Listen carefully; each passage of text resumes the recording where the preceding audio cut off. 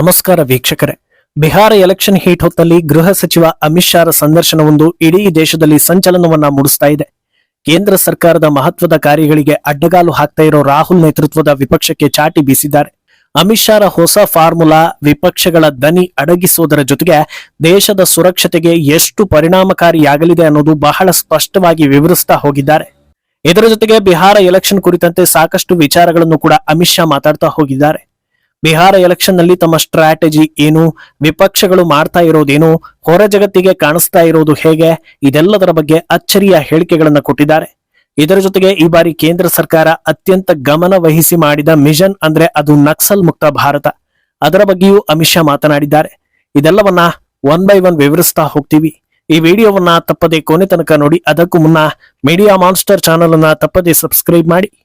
S, ಕಳೆದ 11 ವರ್ಷಗಳಿಂದ ಕೇಂದ್ರದಲ್ಲಿ ಹೊಸ ರೀತಿಯ ಆಡಳಿತ ನೋಡ್ತಾ ಇದ್ದೀವಿ ಅಂದ್ರೆ ಅದಕ್ಕೆ ಹಲವು ಕಾರಣಗಳಿವೆ. ಮುಂದಿನ ಸಾಲಲ್ಲಿ ನಿಂತು ಪ್ರಧಾನಿ ಮೋದಿ ದೇಶವನ್ನ ಸರಿದಾರಿಗೆ ಕೊಂಡೊಯ್ತಾ ಇದ್ರೆ ಅವರ ಹಿಂದಿರೋ ಶಕ್ತಿ ಯಾರಂದ್ರೆ ಅದು ಅಮಿತ್ ಶಾ. ಈ ಇಬ್ಬರಲ್ಲೂ ಇರೋ ಒಂದು ಪ್ರಮುಖ ಕ್ವಾಲಿಟಿ ಅಂದ್ರೆ ಇಬ್ಬರು ನಾನ್ ಸೆನ್ಸ್ ಮಾತನಾಡೋದಿಲ್ಲ, ಹಾಗೂ ಇವರು ಏನಾದ್ರೂ ಹೇಳ್ತಾ ಇದ್ದಾರೆ ಅಂದ್ರೆ ಅದರ ಹಿಂದೆ ದೊಡ್ಡ ತಯಾರಿ ನಡೆದಿರುತ್ತೆ, ದೊಡ್ಡ ಆಲೋಚನೆ ಇರುತ್ತೆ, ದೊಡ್ಡ ವಿಷನ್ ಇರುತ್ತೆ ಅನ್ನೋದನ್ನ ಭಾರತೀಯರು ಬಹಳ ಸ್ಪಷ್ಟವಾಗಿ ಅರ್ಥ ಮಾಡ್ಕೊಂಡಿದ್ದಾರೆ. ಅಕ್ರಮ ಬಾಂಗ್ಲಾ ವಲಸಿಗರು ಹಾಗೂ ಭಾರತದಲ್ಲಿ ಡೆಮೋಗ್ರಫಿ ಬದಲಾಗ್ತಾ ಇರೋ ವಿಚಾರವನ್ನ ಸೀರಿಯಸ್ ಆಗಿ ತೆಗೆದುಕೊಂಡಿರೋ ಮೋದಿ ಶಾ ಅದನ್ನ ಸರಿಪಡಿಸೋದಕ್ಕೆ ಹೊಸ ಕಾಯ್ದೆ, ಹೊಸ ನಿಯಮ ಹಾಗೂ ಕಠಿಣ ಕಾನೂನು ಅನುಸರಿಸ್ತಾ ಇರೋದು ಗೊತ್ತೇ ಇದೆ. ಅದಕ್ಕೆ ಅಡ್ಡಗಾಲು ಹಾಕುವವರಿಗೆ ಶಾ ಚಾಟಿ ಬೀಸಿದ್ದಾರೆ. ರಾಷ್ಟ್ರೀಯ ಮಾಧ್ಯಮ ಆದ್ ತಕ್ನ ಸಂದರ್ಶನದಲ್ಲಿ ಬಿಹಾರದಲ್ಲಿ ವಿಪಕ್ಷಗಳ ದೊಡ್ಡ ಬಲ ಯಾವುದು ಅನ್ನೋ ಪ್ರಶ್ನೆಗೆ ಉತ್ತರಿಸೋ ಹೊತ್ತಲ್ಲಿ ಉತ್ತರದ ಜೊತೆಗೆ ವಾರ್ನಿಂಗ್ ಕೂಡ ಕೊಡ್ತಾರೆ. ಎಲೆಕ್ಷನ್ ಗೆಲ್ಲೋದಕ್ಕೆ ವಿಪಕ್ಷಗಳು ಅಕ್ರಮ ವಲಸಿಗರನ್ನ ಇಲ್ಲೇ ಉಳಿಸ್ಕೊಳ್ಳೋದಕ್ಕೆ ನೋಡಿದ್ರು. ಅದಕ್ಕಾಗಿ ರಾಹುಲ್ ವೋಟ್ ಅಧಿಕಾರ ಯಾತ್ರೆಯನ್ನೆಲ್ಲ ಮಾಡಿದ್ರು. ಆದ್ರೆ ಇದ್ಯಾವುದು ಫಲ ಕೊಡೋದಿಲ್ಲ. ನಾವು ಅಕ್ರಮ ವಲಸಿಗರನ್ನ ಆಚೆಗಟ್ಟೋದಕ್ಕೆ ಒಂದು ಕ್ರಮವನ್ನ ಅನುಸರಿಸ್ತೀವಿ, ಅದು ಡಿಟೆಕ್ಟ್, ಡಿಲೀಟ್ ಹಾಗೂ ಡಿಪೋರ್ಟ್ ಅನ್ನೋದನ್ನ ಹೇಳಿದ್ದಾರೆ.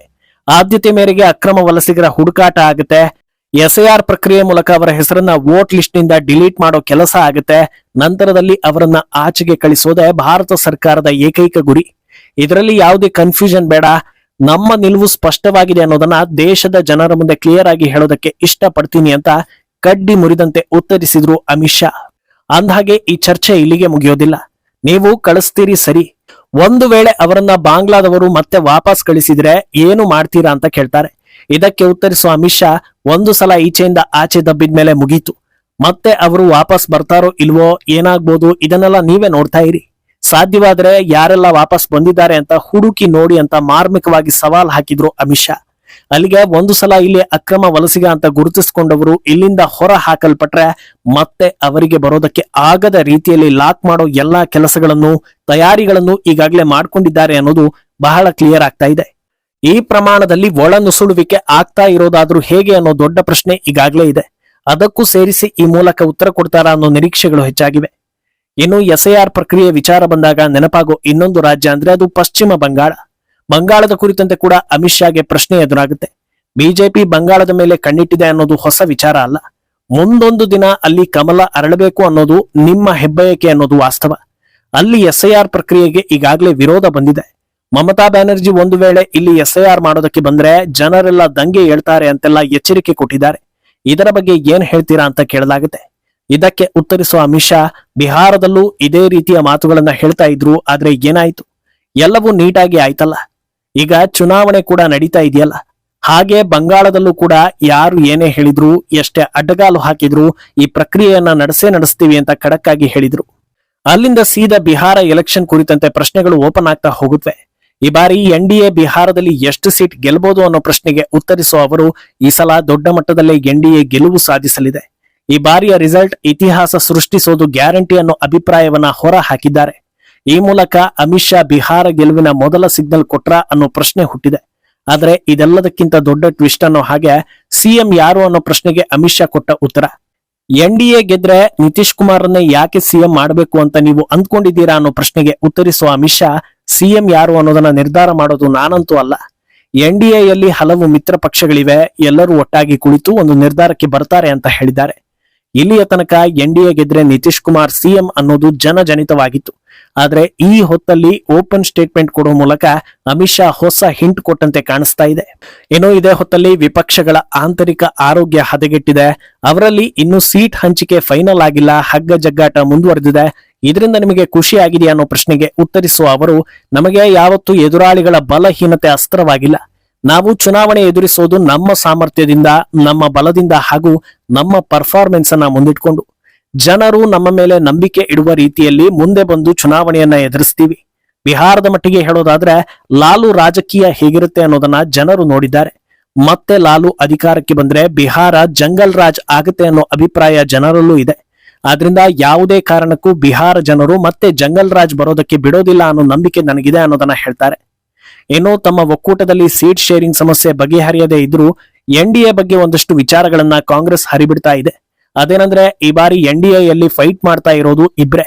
ಬಿಜೆಪಿ 142 ಸೀಟ್ನಲ್ಲಿ ಸ್ಪರ್ಧಿಸ್ತಾ ಇದೆ, ಆರ್ಜೆಡಿ 101 ಅಂತ ಹೇಳ್ತಾ ಇದೆ. ಇದರ ಬಗ್ಗೆ ಏನಂತೀರಾ ಅನ್ನೋ ಪ್ರಶ್ನೆಗೆ ಉತ್ತರಿಸ್ತಾರೆ. ಈ ಮಾತು ಬರೋದಕ್ಕೆ ಕಾರಣ ಪ್ರಾದೇಶಿಕ ಪಕ್ಷಗಳ ಮೇಲೆ ಕಾಂಗ್ರೆಸ್ಗೆ ಇರೋ ಕೀಳರಿಮೆ. ಆರಂಭದಿಂದ ಇಲ್ಲಿಯ ತನಕ ಕಾಂಗ್ರೆಸ್ ಇದನ್ನೇ ಮಾಡ್ಕೊಂಡು ಬಂದಿರೋದು. ಅದರ ಪರಿಣಾಮ ಏನಾಗಿದೆ ಅಂದ್ರೆ ಕಾಂಗ್ರೆಸ್ಗೆ ಹೊಡೆತ ಬಿದ್ದಿದೆ. ಉದಾಹರಣೆಗೆ ಹೇಳೋದಾದ್ರೆ ಬಿಹಾರ, ಉತ್ತರ ಪ್ರದೇಶ, ತಮಿಳುನಾಡು, ಅತ್ತ ಬಂಗಾಳ ಇಲ್ಲೆಲ್ಲೂ ಕೂಡ ಕಾಂಗ್ರೆಸ್ ಪಕ್ಷ ಈಗ ಪ್ರಭಾವಿಯಾಗಿ ಉಳಿದಿಲ್ಲ. ಈ ಎಲ್ಲಾ ರಾಜ್ಯಗಳಲ್ಲೂ ಪ್ರಾದೇಶಿಕ ಪಕ್ಷಗಳು ಗಟ್ಟಿಯಾಗಿವೆ. ತಮಗಿಂತ ಬೇರೆಯವರೆಲ್ಲ ಸಣ್ಣವರು, ರಾಜ್ಯಗಳು ಲೆಕ್ಕವೇ ಇಲ್ಲ, ಬೇರೆ ನಾಯಕರೆಲ್ಲ ಚಿಕ್ಕವರು ಅನ್ನೋ ಆಲೋಚನೆ ಮಾಡ್ಕೊಂಡು ಬಂದೆ ಹಂತ ಹಂತವಾಗಿ ಕಾಂಗ್ರೆಸ್ ಸಣ್ಣದಾಗ್ತಾ ಇರೋದು ಅಂತ ಟಕ್ಕರ್ ಕೊಡ್ತಾರೆ. ಏನು ಈ ಸಂದರ್ಶನದ ಅತ್ಯಂತ ಪ್ರಮುಖ ಹಾಗೂ ಇಂಟ್ರೆಸ್ಟಿಂಗ್ ಟಾಪಿಕ್ ಅಂತ ಅನ್ನಿಸ್ಕೊಂಡಿದ್ದು ನಕ್ಸಲ್ ನಿರ್ಮೂಲನಾ ಸಂಕಲ್ಪ. ಈ ಬಗ್ಗೆ ಪ್ರಶ್ನೆ ಕೇಳೋ ನಿರೂಪಕಿ, ನಕ್ಸಲರ ವಿರುದ್ಧ ಮುಲಾಜಿಲ್ಲದೆ ಮುನ್ನುಗ್ತಾ ಇದ್ದೀರಾ, ಶರಣಾಗದೆ ಇದ್ರೆ ಎನ್ಕೌಂಟರ್ ಅಂತ ಹೇಳ್ತಾ ಇದ್ದೀರಾ, ಇದರಿಂದ ಮಾನವ ಹಕ್ಕುಗಳ ಉಲ್ಲಂಘನೆ ಆಗುವುದಿಲ್ವಾ ಅಂತ ಕೇಳಲಾಗುತ್ತೆ. ಇದಕ್ಕೆ ಉತ್ತರಿಸುವ ಅಮಿತ್ ಶಾ, ಒಬ್ಬ ವ್ಯಕ್ತಿ ಶಸ್ತ್ರಾಸ್ತ್ರ ಇಟ್ಕೊಂಡಿದ್ದಾನೆ ಅಂದ್ರೆ ಅದು ಮಾನವ ಹಕ್ಕು ಆಗುತ್ತಾ? ಈ ರೀತಿಯ ಮಾನವ ಹಕ್ಕುಗಳ ಬಗ್ಗೆ ಯಾವ ಪುಸ್ತಕದಲ್ಲಿದೆ? ಇದಕ್ಕೆ ನಾವು ಹೇಳ್ತಾ ಇರೋದು, ಶಸ್ತ್ರಾಸ್ತ್ರಗಳನ್ನ ಬದಿಗಿಟ್ಟು ಶರಣಾಗಿ ಸಮಾಜದ ಮುನ್ನೆಲೆಗೆ ಬನ್ನಿ, ಎಲೆಕ್ಷನ್ ನಲ್ಲೂ ಭಾಗಿಯಾಗಿ ಜನರ ಜೊತೆ ಬೆರೆಯಿರಿ ಅಂತ ಬಹಳ ಸಾತ್ವಿಕವಾಗಿ ಹೇಳ್ತಾ ಇದ್ದೀವಿ. ಈ ಮಾತಿಗೆ ಬೆಲೆ ಕೊಟ್ಟು ಈಗಾಗಲೇ ಸಾಕಷ್ಟು ಜನರು ಶರಣಾಗಿದ್ದಾರೆ. ಅವರೆಲ್ಲರೂ ಈಗ ತಮ್ಮ ತಮ್ಮ ಕೆಲಸಗಳನ್ನ ಮಾಡಿಕೊಂಡು ಆರಾಮಾಗಿದ್ದಾರೆ. ಯಾರು ಮಾತು ಕೇಳ್ತಾ ಇಲ್ವೋ ಅಂತವರಿಗೆ ಹೇಗೆ ಉತ್ತರ ಕೊಡಬೇಕು ಹಾಗೆ ಕೊಡ್ತಾ ಇದ್ದೀವಿ ಅಂತ ಬಹಳ ಸ್ಪಷ್ಟವಾಗಿ ಹೇಳಿದ್ದಾರೆ. ಇಡೀ ಸಂದರ್ಶನದಲ್ಲಿ ಅಮಿತ್ ಶಾ ಹೇಳಿದ ಒಂದೊಂದು ಮಾತು ಸ್ಪಷ್ಟನೆ ನೀಡೋದರ ಜೊತೆಗೆ ಮುಂದಿನ ಗುರಿ ಏನು, ಸರ್ಕಾರ ಹೇಗೆಲ್ಲ ತಯಾರಿ ನಡೆಸಿದೆ, ಇದೆಲ್ಲದರ ಹಿಂಟ್ ಕೊಟ್ಟಂತಿತ್ತು. ಬಿಹಾರದ ಬಗ್ಗೆ ಎನ್ಡಿಎ ಆತ್ಮವಿಶ್ವಾಸ ನೋಡಿದ್ರೆ ಗೆಲ್ಲೋದು ಗ್ಯಾರಂಟಿ ಅನ್ನಿಸ್ತಾ ಇದೆ. ಆದ್ರೆ ನಾಯಕರ ಆತ್ಮವಿಶ್ವಾಸ, ಸಮೀಕ್ಷೆಗಳು ಇದೆಲ್ಲವನ್ನ ಮೀರಿದ ರಿಸಲ್ಟ್ಗಳು ಬಂದಿರೋದ್ರಿಂದ ಮುಂದೇನಾಗುತ್ತೆ ಅನ್ನೋದನ್ನ ಕಾದು ನೋಡ್ಬೇಕು. ಈ ಬಗ್ಗೆ ನಿಮ್ಮ ಅಭಿಪ್ರಾಯವನ್ನ ತಪ್ಪದೆ ಕಮೆಂಟ್ ಮೂಲಕ ತಿಳಿಸಿ.